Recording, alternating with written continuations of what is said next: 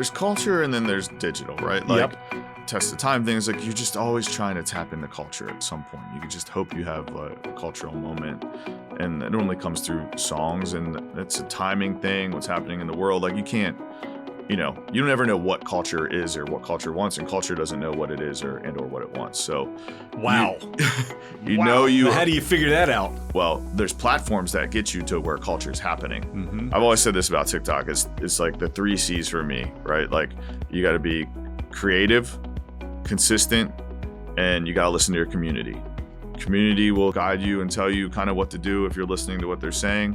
You got to be consistent on the output that you do have, because there is an output needed on the platform. And then you got to be creative. Welcome to Well Coached, a podcast about how people, sales, profit, and self can transform your business. I'm your host, Chris Weinberg, and I have helped hundreds of entrepreneurs get into their highest productivity zone and become corporate enough to succeed. Let's get into today's episode.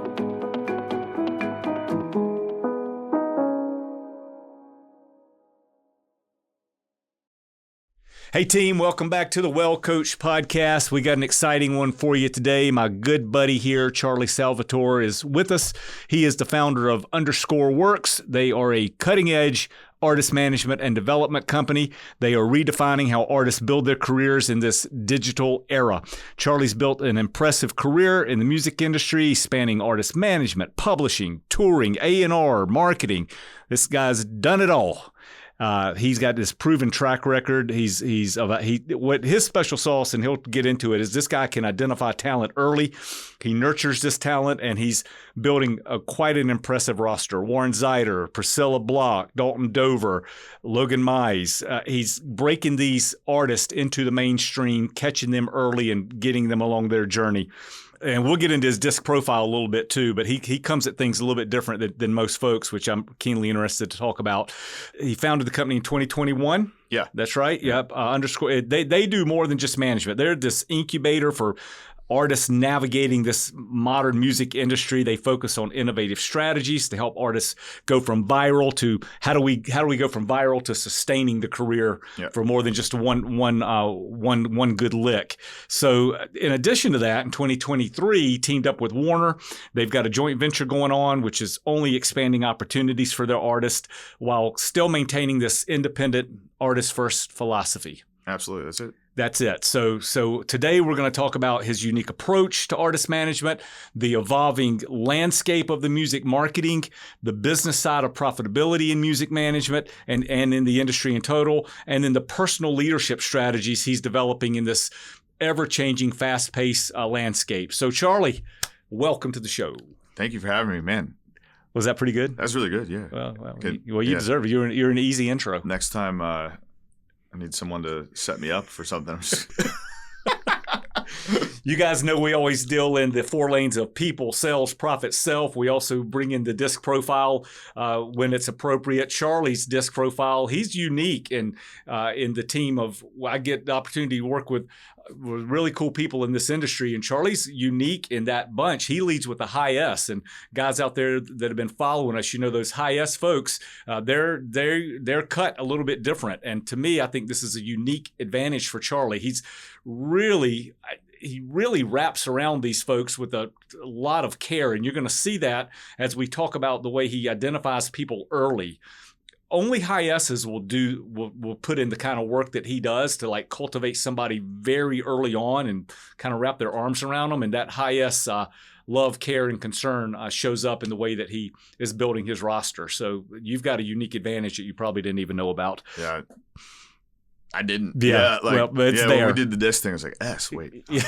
I mean, I always knew, I knew it wasn't like other managers. I wasn't, I'm not like outwardly aggressive or not like you think of like the 90s, 80s, 90s, like prototypical like music row executive, or music executive that felt like it was like, I'm gonna make this happen. And I just never had that in me. So I was like, okay, maybe I'm a little different. Yeah.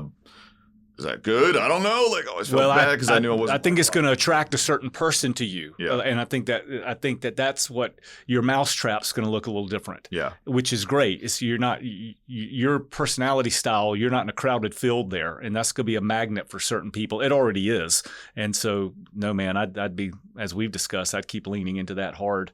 Let's talk about the people side. You represent a really exciting range of artists, and when you're looking for an artist, what else are you looking for in addition to just their talent? Is there something other than just their talent that you're looking for? The part I wish I could find early in the process with a new artist is the work ethic. Okay, that's like the hard part of where I've been at, finding talent so early, so new, like they're so young, like I go to a girl group I had, Avenue Beat. They were 13 when I found them. Oh like my you don't gosh. know what work ethic is. Wow. Yet. Even Warren, when I found him, was, he was 20.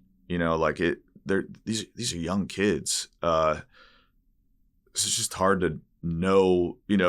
With Warren, it was like he was in sports, so you had like some of these qualifier things. You got some markers to just like okay, like he worked hard at sports, like really committed to it, like. That trait hopefully transfers over to the music side, or and all the other things that come through. But I mean, that's the hard part to define, though. Like to figure out, are they really a hard worker, and can they be a CEO? Interesting. But that's the part where you kind of have to like. That's more the hope and prayer part. Yeah. At the end of the day, it's and it's kind of like why we're working together, right? Like you can start to build those skills. Become a CEO, become a leader of your organization, but what you can't build and teach is raw talent. Right. Yeah. Like that's the unteachable part. Like that just je ne sais quoi. Like, do you have it or you not? You either got it or not. Yeah.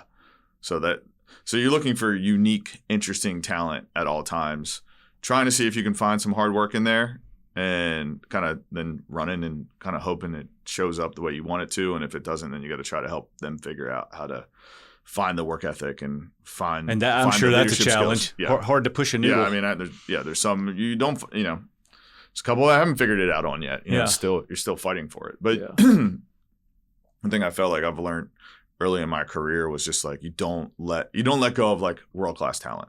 Okay. You stay with it. You fight with them. Is the talent is too hard to come by. Okay. The artist development of digital age, you got these platforms like TikTok that are driving that artist discovery. How do you coach these artists to balance these viral trends with a long-term career strategy? You have to use it, and then you have to quickly get to the other things that are important, right? Like the touring part, with Warren and Priscilla is kind of the same thing. Like, are they a TikTok artist, or, you're having this digital success, and then everyone wants to assume like you're not going to be worth tickets. And I think what we did early on both was focus on like, no, we want to translate this and get out in front of people in real life form as fast as possible, but in the right way. How do you get these artists, they're having their TikTok moment, they get into your camp. How do you guide, if you do, how do you guide artists through the mental and emotional challenges of sudden fame? I mean, I think so. I'll go back. Like everyone I've worked with before they had their TikTok moment, right? Okay. Like it was helping create the atmosphere for them to have their TikTok moment. And I think it was really like it starts in that just like daily kind of conversation of, and kind of this reigns true in all the music industry. Like, and obviously I still struggle with this. Like it's all highs and lows, and TikTok, it starts in TikTok, like, in this digital world. I'll probably say TikTok more than anything because that's where it's at. We right? can get into like the audio side versus like even reels on Instagram. It's just still TikTok, right? Like, and this dopamine of like the likes and and like they're living in this and they're having success in this, and then like the next post probably is not going to work, and dopamine is going to drop, right? So it just starts in the beginning of just trying to like slowly walk and have them manage, like not getting too high, not getting too low, like that. You're just always trying to keep them in the middle. And that kind of reigns true to everything in the music industry. You're going to have hits and you're not going to have hits. You're probably going to not have hits more than you do have hits. Right. But it's so, when you have those moments, it's so exhilarating that, it makes the other moments just feel so low. So you're just trying to help make them live in the middle ground at all times. Easier said than done. I bet. I struggle with it, right? Yeah. You know, like hits are fleeting. And so you're just riding the wave. Maybe trying to make those the mountains of emotion. Probably the best you can do is make it a molehill of emotion. That's it, with right? With your guidance. Yeah. You know, it's interesting. I mean, I've talked to enough like creatives that have had, even writers that have had like a number one or this. After I've talked to my artists about this on like album release week, like it's this big week. You go do TV, you have all these things happening, and then like, you know what's gonna suck? Week 2. Because you know what you don't have? You don't have TV. You don't have all this like, oh, you're great. Here's your album. Like week 2 is you're just back to where you started again. So it's like, you got to know that it's just being intentional and understanding like there's going to be a drop here. Yeah. And it's just preaching that, like planting the seed, watering it, of helping them just not fall too far after those big moments. You're back to Charlie's disc profile with that S. S are the ones that's the profile that is able to build trust with artists or with anybody in your hemisphere really quickly. And it's interesting, as I was thinking about this today, you're in such a relationship-driven business, and how do you foster the collaboration and the trust within your team inside of Underscore with the artists? Is that something conscious for you, or are you just leading by example? You know, everybody talks about trust all the time, developing trust. You've got a superpower in your disc profile that you've got like the most trustworthy disc profile that ever existed. How are you modeling that? Is that something conscious for you as you're building it between team and artist, or walk me through that? I've thought about that. I thought about this a lot. Like as now I've become, you know, a leader of a company and trying to invest in the executives the way I invest into the talent, you know, into the creatives and talent that we manage. I'm more of a lead by example. Just like I'm not as great with the words, you know, I lead by example, show up. And then the one thing I try to be consistent with them is preaching the same things, kind of the same thing. I like to just stay true to what those foundations are and just preach it. And for us, what I try to preach to the team is that we got to care. If we care, if we work our butts off, and if we're good people, we'll have success. Okay. If we care, if we work hard, if we're good people, we'll have success. And that doesn't mean like you don't have to have some tough conversations with partners here and there, but like it doesn't mean like you don't have to, you know, you can't always be the nice guy, right? Like, and I obviously struggle with that on like calls with whoever, where I'm like, I gotta kind of go in on this point here, like, you know, I'm always worried about if I'm gonna come. Like I have in the back of my head, I'm worried about how am I gonna come off here, you know. But like I know I have to, like I got to make a point here. I got to point out this thing like isn't happening that I want. But back to, we got to care. We got to care about our artists, care about the work we're gonna do. Then we got to work tirelessly, and then we got to just be good humans. And if we do that, we'll have success. And then I try to just do those things, right, and show that work when I show up every day. Yeah, that's interesting. And for those things, those are natural behaviors for you in terms of caring about people. It's interesting where you say, yes, sometimes the tough conversations you're having to gear yourself up for it. That is a lot of your whole switch, and I think competitive advantage for you is like so many folks in your field, they're built for the conflict and not so much for the wrap your arms around. Right. And you're the complete opposite of that. Like you're able to, just your natural way of taking care of people, that's going to permeate throughout your organization and show up. Yeah. So yeah, that makes total sense. Yeah. I mean, look, I don't like conflict. Like that's the thing for me that I have to be very like, I don't know if fight's the right word, but like, I don't like conflict. Like but I know I have to go get in moments where there may be maybe I'm just perceiving it as conflict where like the other side doesn't perceive not that. even hitting their but radar I'm like screen. trying, like for me, I have to like, that's a switch. I gotta, you know, I gotta be very intentional in like how I set myself up to go do those things too, just because, you know, I know it's not my strength. So I need to approach it, you know, very intentionally. Okay. Or I don't know. Maybe I'm overthinking it. Well, you probably are. You probably are overthinking it, but that's okay. You know, that's okay. You don't have to love being jerk or anything Right, like yeah. that. But every once in a while, I'm sure you have to spine up to look after your company and your clients and things like that. So, but there's also nothing wrong with being a kind soul. Yeah. I mean, at the end of the day, that's what's going to build the long lasting trust when people know that you're coming at everything from a good, wholesome place. Yeah. You got to be yourself. Got to be yourself. Well, let's talk about the sales part a little bit and innovative marketing strategy. Selling an artist today looks completely different than what it did even 5 short years ago. How do you guys, at Underscore Works, how are you marketing artists in a way that resonates with modern audiences? Man, there's culture and then there's digital, right? Like overall, I feel in the music industry, like, and this is kind of the test of time things, like you're just always trying to tap into culture at some point. You could just hope you have a cultural moment, and it normally comes through songs, and it's a timing thing, what's happening in the world. Like you can't, you don't ever know what culture is or what culture wants, and culture doesn't know what it is or what it wants. So wow. How do you figure that out? So it comes back to like just the fundamentals of, well, there's platforms that get you to where culture is happening, right? So it's being, I've always said this about TikTok. It's like the 3 C's for me, right? Like you got to be creative, consistent, and you got to listen to your community. Community will guide you and tell you kind of what to do if you're listening to what they're saying. You got to be consistent on the output that you do have, because there is an output needed on the platforms. Like if you don't post anything, like no one is going to know that who you are, or know that you exist or what you're doing. And then you got to be creative. And creative to me means like there's a certain thing that each platform wants, whether it's YouTube that's a little bit longer form or it is TikTok that's short form. And then there's the artist. And I think what my job, our company's job is to help the artist bring who they are to what the platforms need. And it's that middle ground. We're not just saying, hey, go post. Go post, go viral, go post. Like that's not a plan. I have a plan of like, how do we try to create the right content for the artist on the right platform. I always use this example because this is from the 90s, but Nirvana. Okay. I think you could look today and be like, would Nirvana exist today?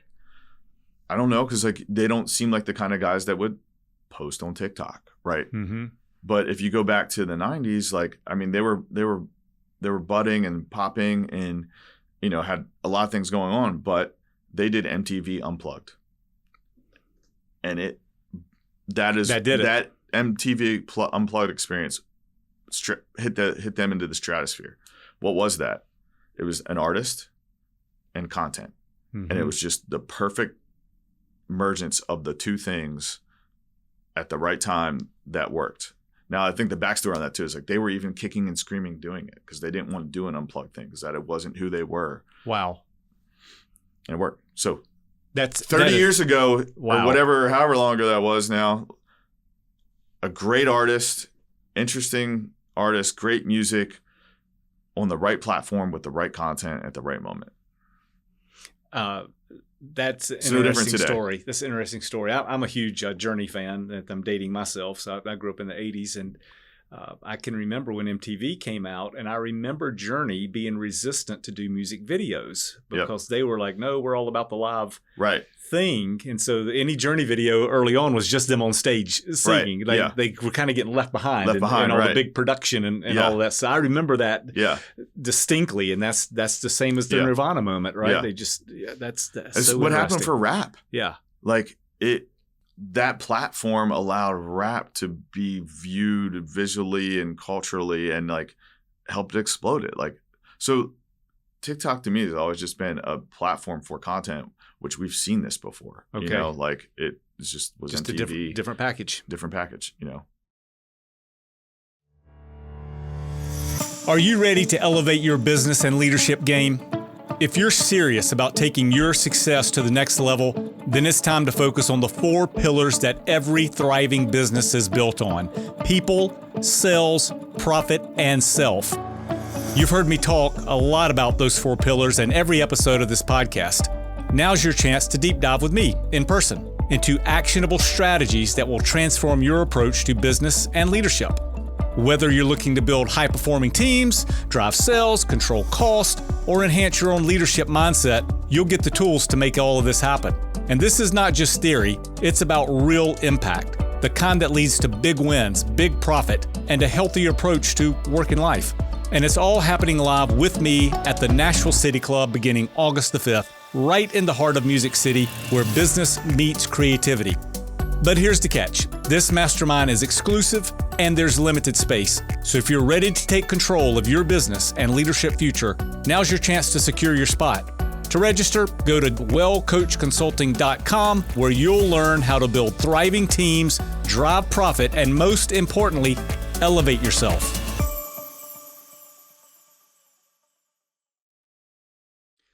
You partnerships and collaborations. You formed the joint venture with Warner in 2023. Yep. How has that changed the opportunities available for your artist while still maintaining the entrepreneurial spirit of Underscore Works? Yeah. I had a couple offers to do it because I've been good at, the A&R task of finding an artist early, building it, launching it. So I had these opportunities, and I said it going into it was, when you find talent, I don't know how, I've been able to work with them as a manager, but what if I find a talent that has some young manager and that guy's smart, and it just gives me another opportunity to work with a young artist in a different way if I find them and, okay. want to. Now, yes, and there's that. So it kind of opens the playing field for new artists in my head, or maybe I can now work with someone that's moving, it's a little past where I've found artists before. Typically it has a little action. Okay. It just gives me more opportunities to work with different artists that, that I want to work with. But then also, it is hard when you're investing in a new artist. As a manager, I'm ultimately investing my own time and then my own, financial, my own capital sometimes. And, you get into we can go down a rabbit hole in master ownership, but, that's another way to bring revenue to the company and also make me feel better about my time and, and resources that are being thrown into something. So it just gives me more opportunities to create business. Yeah. And at the same time, you're still able to do your own thing, right? You're still able to maintain your entrepreneurial spirit. You've got a great partner sitting there that lets you do your thing. And I've learned a lot from Warner LA, the JV's with. I've learned a lot because Warren is signed to them on the label side, and not through me, but just straight to them. And I've learned a lot from that team, and they have a great team that I love working with on the management side of Warren, and now I get to work with them on this label side for myself. And I've learned a lot from them. So it's been, if we, Aaron Bayshak don't watch this, but if I have no success on that, I've learned from this opportunity. Okay. I've become a better manager, better executive, because I'm learning inside of that building in a different way because of the opportunity. So that's amazing. I'm getting paid to do it. Yeah. Everybody wins. Let's talk about some of the profit side of managing the financials. We hear a lot about streaming revenue. What are the most overlooked or underutilized revenue streams that artists should be tapping into? Sign artists or independent artists? I guess that's both. I mean, if you're independent, and you can make economical records, is that a word? Economic, yeah, you know what I mean. You can. There is real streaming revenue to be made on that side. So that's definitely one. Every artist should just be trying to make music and create music and monetize themselves. The one that the open playing field really is sponsorships, and it's a really big challenge. That's a challenge for a company like mine or smaller management companies, or to be honest, and I'm putting this out there because the big companies will, can listen to it and be like, yeah, that's why. But it's why the agencies, if you're signed to CA, William Morris, UTA, Wasserman, they have a sponsorship person, right? Mm-hmm. But Coke will talk to them because they're like, we have Rihanna and Post Malone and Morgan Wallen, and they go down the list, and then everything kind of trickled down from there. It's hard. the middle class opportunities in sponsorship are where there is a hard place to get to find the money, but there's money in there that can be had. It's in the sponsorship side. Okay. Where there's like, at a small company, at a small management company, who goes after that? Is that the management responsibility or somebody else's? Well, I rely on the label and the agencies. Okay. They have the rosters and so you don't have to go bang on the doors. But also those same companies also have other artists in my artist tiers, right? So that's where the trickle down effect it becomes harder. Maybe I need to talk to all the other independent managers and we need to split our own sponsorship person like that. If that's a whole. Well, look at there. We're coming up with new solutions. Yeah. You heard it here first. Are there any key financial mistakes that you've seen artists make that you try to help them avoid? Like, is there a commonality in going over a cliff? Yeah. I mean, it's a lifestyle. It's a lifestyle once success happens. Okay. Because again, like hits are fleeting. Right. Like it, I mean, gosh, there's plenty of athletes that have gone broke too, right? Yeah, like you think that next deal is always going to come, and like and people grow to the current lifestyle that their income will allow. Right. You get that first pub deal, and you've gone. It could just be your first pub deal, right? Like you're a kid in the middle of South Carolina somewhere or North Carolina, whatever, and you're delivering pizzas at night and trying to make your music during the day, and you're making $20,000 a year. And then you get a $60,000 draw, to come write songs for a living. Then all of a sudden you start to live like you're making $60,000 a year, right? And which I think is probably the problem with a lot of young kids and but you also the transferable skill set from being an artist to then going to have another job doesn't work real well. So like. It doesn't happen and that next deal isn't there, then you're or you have that first big hit and you get that money from that first big hit and then you never have another hit and you haven't invested or sat on that money in the right way, Yeah. And it is hard in the music industry because it's like there is no real middle class. You're at the end of the day, it's like you're either really broke or you have a lot of money, and like there's no. So it just also shows you like in between, there's not really a lot of ways to make a lot of money. So when you hit money like it would be coming in like the upper class, you got to make sure that you take care of it, and at least to get to a point to where like you're always making money. Like do you have those conversations with the artist or not? I let the business manager have this. That's why I try to show by example, right? Like, I'll kind of, I do everything by example, I guess. When I try to tell them what I'm doing. Okay.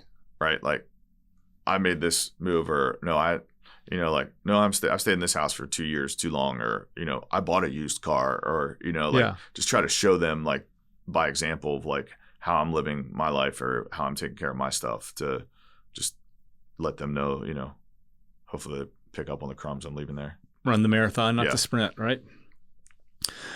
Some people argue that streaming has devalued music, while other people say it's created new revenue opportunities. Where do you stand on that debate? It's more I'll go back. I think it's more opportunities, just because I know early on in my career, like this was a philosophy I created early on, and this was with Logan Mize, and I worked with him. He was one of the first artists I managed, and we could never get the record deal. And in 2008, like that was the path. You had to go get a record deal to get on the radio, and streaming wasn't quite like there yet,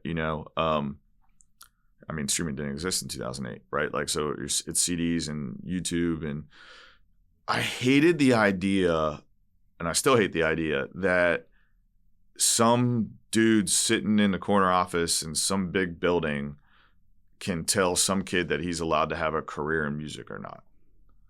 And I think with streaming has opened that up to where like you don't have to have the approval of some big industry person to tell you can have a career. Like, okay. It just seemed ridiculous to me. Mm-hmm. So I'm all for it, because it's created more opportunities for people to have careers.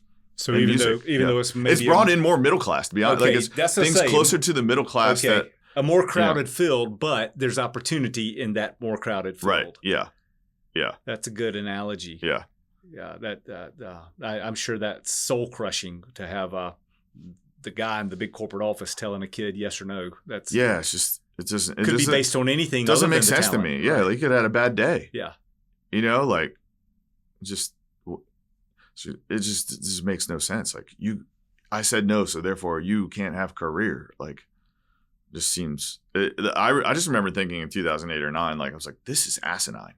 Like, why, we're gonna let these 4 people that make decisions on like who gets a record deal or not to like define if you can have a career making music. Like, just still doesn't make any sense when I say it. Well, yeah. People are lucky to have you in their corner. Let's talk about the self part a little bit. And you've worn a ton of hats in the business, AR, publishing, touring, management. What inspired you to start Underscore Works? You know, I'd been in another company, and I was a team player, all in for the team. And, you know, like, I think I was lying to myself for a few years. I'm like, meaning like I was there. I was all in on the team. I was all in on everything we were doing in my head. And I was like, in my head, I would say to myself, like, oh, I don't want to deal with like HR problems or worry about health insurance for employees or worry about if Sarah over there, you know, has car trouble today. Like, I was like, I didn't want to worry about that stuff. But that's all I was thinking about. I was thinking about, oh, how would I do this? Or how would I do that? Or how, you know, and then COVID created a nice platform for me to have the guts to do it. Okay. Because, you know, artist managers, we were making a lot of money off touring, so I wasn't making any money. There's no better time to like give it a try when I'm already not making any money. Mm-hmm. So like you know, and even when I started, like I was just like, I wasn't thinking about in 2021, like I knew how to create an LLC just for tax purposes. Like I was at least smart enough to know that, but like I wasn't thinking about building a company at that time. I was like, oh, I'll just work with these artists. I'm just going to manage these artists and see what opportunities kind of come from there and what happens. And then like things started to happen for Warren and then with Priscilla going, like, and I was like, then at that point I was like, okay, I can't do this by myself. Okay, now you have to start thinking about building a company. So it took about a year plus to really flip my own head on like, oh, you have to build a company now. Because if you're going to have one employee, I mean, not that you're not a company when you're a sole member LLC, but like you start hiring employees and there's a great responsibility that comes in that word. Hey, and I also hate that word employees. The girls on my team texted me this morning. They were like, hey, it's employee appreciation day today. Just so you know. And I was like, you're not employees, you're team members. I hate that word. So I just used it. I'm sorry. But like, you have to create a team, right? Like I wasn't thinking about these things. I really wasn't. Like I was just like, I'm going to go do this to try to make money on my own to provide for my family. Like that's all I was thinking about. Mm-hmm. And then it kind of shows up. And then, you know. Was there a pivotal moment when you knew that, oh, I've got to go hire my first team member? It wasn't like there wasn't like this moment kind of thing. It was just this like, I knew the success that the artists were having and how active they were. And that was at a time where like touring was just coming back. And I understand what touring takes and the time, you know, and building the tour managers and building the touring organizations for these teams. Like it's just a lot. Like I understood the work ahead and it was the fear of like having to do all the work ahead by myself. And I knew I couldn't do it. Okay. So I knew I had to bring in help. How'd you find the first team member? So the first team member, the first hire I made didn't work out. Okay. I brought in someone that had a lot of experience that I thought I needed someone that had a lot of experience managing artists, and brought him in, and it wasn't a fit with the artists. It just didn't. Mm-hmm. It didn't click. So I had to learn fast, fail fast. Right, like test fast, fail fast, adjust fast. That's it. So like from there, that lasted 6 months. I knew 3 months in, I needed to start finding another solution. I had a neighbor that I've been talking to who, she managed Sister Hazel. Jamie managed Sister Hazel, yep. And I knew what I needed on Warren at the time, and I was like, man, I actually think she would make a really good day-to-day for Warren. And I could kind of tell, like, the way she was kind of like, hey, can we have coffee? Like, could tell she was looking to kind of balance, and we just had a couple coffees and more intentional conversations. And I was like, okay, yeah, like this is it, and so she came in with she still manages Sister Hazel, and brought Sister Hazel in, and, brought her in to help with Warren. And then from there, then I had to hire, I was like, okay, now I need more help. Because that's like right when the label deal was coming to fruition. I was like, okay, I just need a coordinator to come in and help me. Like, I'm terrible at the details, like calendar management and all that stuff. Like, I needed someone to come in and just like help on the admin side. And then made the first like real hire where I like, told people I was looking for, a coordinator, and got some resumes in and interviewed people. Yeah. And now the team's, what do you got? 5 or 6, 4 or 5? We got, Jamie, Jordan, and then Ariel was third. She was an intern, got hired to be a coordinator. And then Athena is the latest addition. She's the head of digital.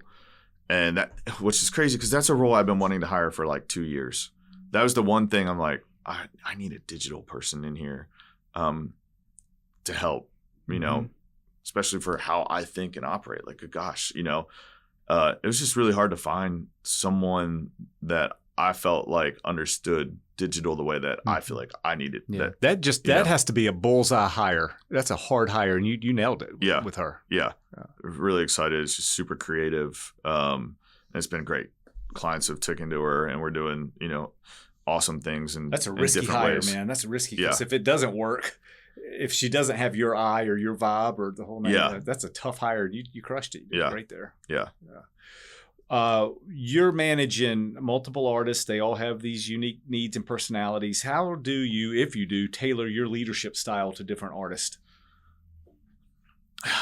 I mean, yeah, you kind of have to, because they're all, this has been, I wish I could get them all to run through the disc profile so I could even tailor it even better. But I have a good spidey sense on what someone needs. And I mean, they're all different on what they need. So you kind of have to just be the chameleon and deliver, the information to them as they need the information, not as you want to deliver the information to them. So I'm always adjusting, and tweaking. Meeting people where they are, right? Right, that's it. Yeah. And another team members that are out there, that's another disc thing. Folks with high S's have an innate ability to read the room. They're really good at perception and being able to adjust their delivery style based on who they're in front of. Yeah. Many disc profiles are not that. So there's a one size fits all mentality. Now, you can be coached and learn how not to do that, but your natural style is going to be one of adaptation, which is great. Yeah, that's another superpower sitting there for you. Which is that's why I love disc, and I know I think I don't know if we're fully to talk about disc, but I've loved the disc because there's these things that like you feel about how you operate and and it's really like started to define, not that I'd want to be defined, but like it just really gives you that that reassurance of like, that is what I was feeling. Those things. I always felt like I could, I knew it never has to be my idea. I knew how to like just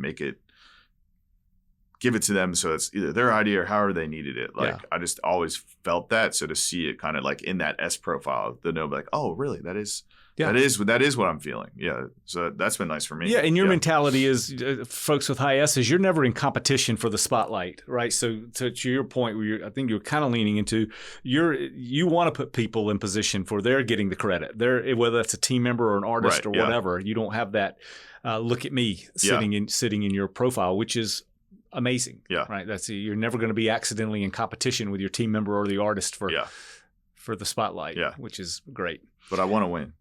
That's okay. Yeah. No, and I mean, we'll talk about this in a minute too. Charlie's got a super competitive nature, and that's grounded in sports background. Yeah. Right. So you walk in his office, it's not a bunch of records on the wall; it's sports people up on the wall. And so you draw motivation and experience from that type of competition, and transfers over to the business that you're in. That's it. Yeah. No, I mean, I grew up playing basketball. I love basketball. Honestly, I've like refound my love for basketball recently, to be honest. And it was kind of having those. I put Kobe and Michael in there. They're my two favorite players. They should be. Yeah, as they should be. Yeah. The two best. Yep. I like LeBron. It's fine. But we don't need to go down to the greatest of all time. Distant third. Yeah. But man, like, I mean, even the other day, I sent something to someone. I saw this. It was the article about there's an iconic picture of Kobe where he's in his PJs with a cast on his hand, and he's at a practice facility shooting jump shots. And I read the story of like the picture that was taken, the guy that took that picture. It was a guy on the Lakers, I forget his name. It was a bench warmer. He averaged 2 points his entire career. But he used to always try to beat Kobe to practice. And he could never beat Kobe to practice. And Kobe had broken his hand in a game, and he's like, oh, and that guy said, he's like, oh, okay, finally I'm going to beat Kobe to practice. And he said he shows up to the gym that morning, and he comes in, he's like, I hear a ball bouncing. Like, what the heck's this? And he goes in, and sure enough, it's Kobe in his pajamas with a cast on his arm, still the first guy at practice the day after he broke his hand. Wow. Just incredible, you know. He maintained. He was a student of the game, like no other, and continuous improvement. Well, continuous improvement, like just showing up, being consistent, working hard every day over time, is what made him great. Yeah. And really, Jordan's the same way. Like everyone likes to forget that Jordan, you know, nobody outworked him. No, and he was. I mean, I think that the wives' tale makes him. It wasn't cut from his. He was. He made his. He was. It was like his. He made the JV team. Yeah, but he didn't make the varsity. That's team. right. Yeah, you know, and you think, gosh, that guy, you know, like LeBron was just like a superstar since 12. That's right. But he had to work for it, you know. If you could go back now, you've got some miles under you. If you could go back and give a younger version of yourself one piece of advice before you started the journey, what would it be? Man, I mean,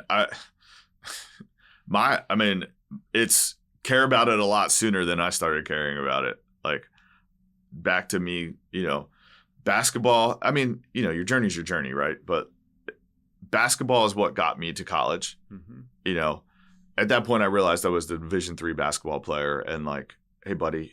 Like you know that 1.7, like that, it's not going to help you out later in life. And finally, light bulb clicked. We're like, hey, you gotta get a job. I just would have cared about I would have cared about my future more earlier. Would be my advice. Okay, it's more my regret. I don't than reflecting my regret on the advice is I wish I would have cared more sooner. Yeah. You know. Yeah. Well, you've caught up pretty good. Yeah. You're doing all right. Where do you see us in the next 5 years? Where's the company going to be in the next 5 years? Man, we are going to have multiple artists doing arenas on the management side. We're going to have a thriving publishing company on the writer side that interjects into, you know, the artists that are, you know, the management clients, they're writing with them. And then we're going to have a label side that has, you know, that's active and is developing like the best, most unique talent in town. That's pretty clear vision. Yeah. Are there any exciting projects or development things that the audience needs to know about and be on the lookout for right now? Yeah. I mean, I have a kid, Wesco, signed to the label and on management, really unique voice, writing style. He still lives in North Carolina. I signed him 18 months ago. I signed him a record deal. He broke his hand, wasn't able to write for a little bit. So we just kind of got it started last year, but he just keeps having these little like flashy moments, like nothing runaway yet, but we've been really consistent in how we put out music. And then like just these interesting things happen. Last fall, he was in Carolina. The Hurricane Helene had happened. He went in to write one day with a buddy. They wrote a song called Helene. We put a really lo-fi recording of it out called the Helene, the Carolina Tapings. A really touching, you know, picturesque song of like what the community was going through at the time. And we put that out. And Luke Combs and Eric Church were doing this benefit concert in the Charlotte Stadium. And Luke Combs found him online, found the song, invited him to come perform it in front of 72,000, 80,000 people that night. And it was a really, really cool moment. It's just those things kind of keep happening for him. So I'm really excited about him this year. That's amazing. Yeah. For artists trying to break into the industry, what's the most important thing they should be focused on? Finding fans. Is that through being on a stage and social? Is it a combination? I would do it all. Like, yeah, you got to go get your, you know, at some point you will have, in COVID, we like couldn't tour. So you could kind of get away with like just focusing on the content side. But like you got to go get your 10,000 hours playing shows. Like, so I would do that as fast as possible, and start playing shows and start trying to find fans there. Now, what can supercharge your fan base is having a digital moment and do that too. Like, Right. Write your ass off, stay creative, always stay creative. Like, that's, I guess, fundamentally is like, keep trying to write your best song. Keep trying to write your best song, stay creative, and then find your fans online and on the road. And you don't need a manager, you don't need an agent. Like, try to be the big fish in the small town. Start in your hometown. Like, if you can't sell out your hometown, then you can't sell out Houston or wherever. Like, start with selling out your hometown where you can have someone, and then go to the surrounding areas where you don't need a booking agent. We're not saying do 100 shows. Start doing shows. Get out there, right? Like, use your relationships and your resources that are around you and that you have at your disposal. Have a friend. See if a friend knows Bob who books the venue in the adjacent town, and start doing that. Because at the end of the day, back to the CEO thing for an artist, which is they wake up and they realize real quick they have to be CEOs of their own organizations, right? Well, start that process now. Like, don't wait for someone else to do it for you, because even when you're doing stadiums, like, you still have to be the one to do it. Right. So just do it now. The talent's not enough. You got to put in all the other. It's not. I'd rather bet on, if we got to figure out the other side, we can figure it out. But I'd rather bet on unique talent first. Try to help them find the work ethic. But I think at the end of the day, the true superstars doing stadiums, doing whatever, they have the talent and they have the work ethic. People don't fall on top of mountains. That's it. You got to climb them, right? That's it. Yeah. Where can people follow you and _works to stay updated? So we got Charly Salvatore. It's Charly, Charly Salvatore, wherever. I've had to get the blue check mark because clients have so many spam accounts that I now have spam accounts. How about that? Yeah, I don't know. You're famous, dude. And then _.works everywhere. Okay. Yeah. Thanks for coming in today. Appreciate you having me. Charly, he's one of a kind, guys. He thinks different than most. He's got that high S, which makes him loyal and compassionate and able to wrap around his artist and shepherd their career, pushing them out front with their best interest at heart first. He's a super good guy. So go follow his artists. They're all got their own beautiful journey that's happening right now under his tutelage and direction. And keep an eye on this fella and his company, because they are already in places and going to even bigger heights. So that's it for today. If you like the episode, go tell everybody, share it, like it, all the normal platforms, and we'll see you next time.